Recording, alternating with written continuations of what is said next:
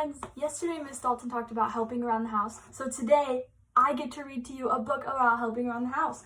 So today we're going to read The Berenstain Bears and the Messy Room. And here's Brother and Sister Bear in their messy room.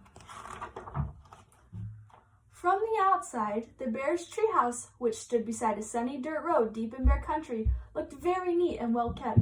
The flower beds sparkled with red, yellow, and blue tulips. The woodwork was freshly painted and in good repair. The grass was cut and the vegetable patch was properly weeded. Even the bird's nest that perched on one of the treehouse branches was well trimmed.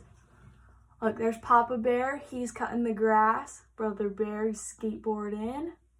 Look, there's Sister Bear and Mama Bear playing around. The inside of the Bear's treehouse was neat and clean too. The pictures were straight, the piano was dusted, the kitchen was spick and span. Even the basement was neat and clean. And if you think it's easy to keep a treehouse basement neat and clean, well, you've never tried to do it.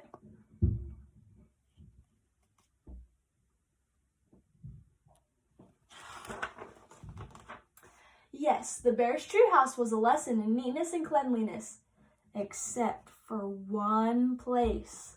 Brother and Sister Bear's room. It was a mess. A dust-catching wall-to-wall, helter-skelter mess. Look how messy that room is. Holy cow, what the heck? A half-done jigsaw puzzle gathered dust in one corner of the room. A group of Brothers Dinosaurs models collected cobwebs in another. Sister's stuffed animals were everywhere. And as for the Cubs' big storage closet, well, just be careful when you open it. Look at all the toys fell out. Uh-oh. It wasn't that Brother and Sister were naturally messy. They tried to keep their rooms straight. They made their beds most of the time.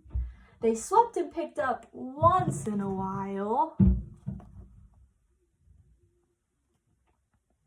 Look, Mama Bear's not very happy, huh?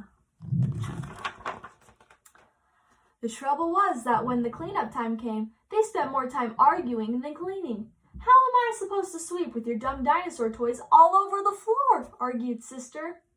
They're not toys, they're models, and don't move them. I'm working on a setup of the Pleistocene age, Brother protested. Pleistocene Smashticene, shouted Sister. Not only was Brother and Sister's room a mess, but Brother and Sister were getting to be a mess too, always arguing about cleanup chores instead of sharing the job and working as a team.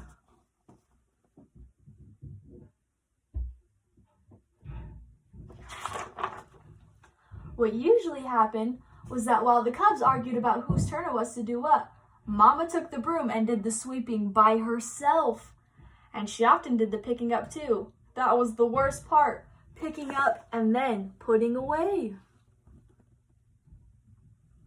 Look at her do all that work all by herself, and the Cubs won't even help her. Well, the mess just seemed to build up until one day, maybe it was because Mama's back was a little stiff, or maybe it was stepping on Brother's airplane cement, or maybe she was just fed up with the messy room. But whatever it was, Mama Bear got mad. She stormed into the Cubs' room with a big box. Uh-oh. What do you think is gonna happen? The first thing we have to do is get rid of all this junk, she said. Junk, said Brother and Sister, watching in horror as Mama began to throw things into the box. My teddy isn't junk, screamed Sister. My bird's nest collection isn't junk, yelled Brother at the top of his lungs. Look at her, she's putting all the toys in the box because the little bears didn't know how to clean them up. Uh-oh. The screaming and yelling got so loud that it reached Papa, who was in his workshop putting the finishing touches on a batch of chairs that had been ordered by one of his customers. He couldn't imagine what was wrong. He hurried up the stairs and looked into the messy, noisy room.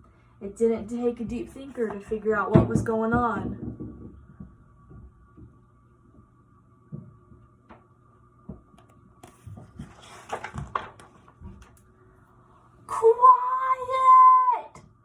Papa got Mama and the Cubs' attention and called a family meeting right then and there.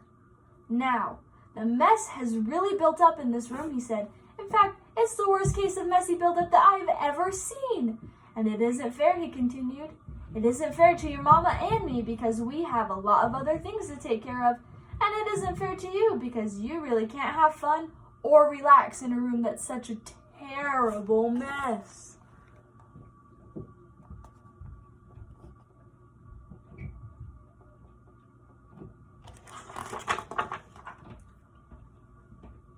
"But Mama is putting all my things into that box, even my teddy," said Sister. "And my things too," cried Brother. Then Papa got an idea. "A box, yes," he said. "Better yet, a lot of different kinds of boxes. A big toy box for your large toys. I can make one for you in my shop. And some smaller boxes for your collections and models." "How about one of those boards with holes and pegs to hang things on?" asked Sister. "A pegboard," said Papa. "Great idea." "All this room needs is a little organization." "A little organization and a few rules," added Mama. "Rules about more sweeping and less arguing and not leaving things to gather dust and cobwebs."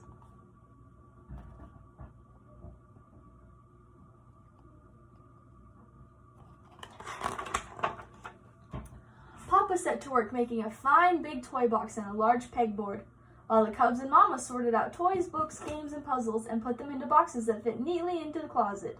Every box was clearly labeled. Look, they got all those boxes to put all the toys in, huh? So it's not so messy in their rooms. Some of the Cubs' things did end up in Mama's big throwaway box.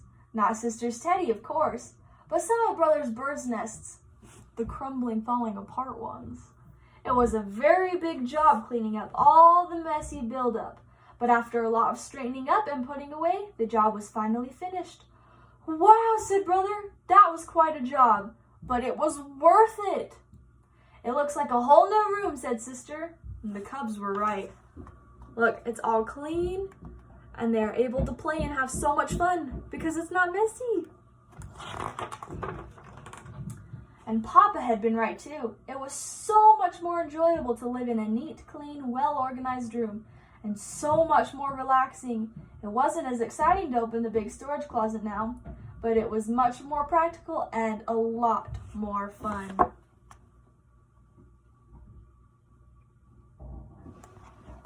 The end.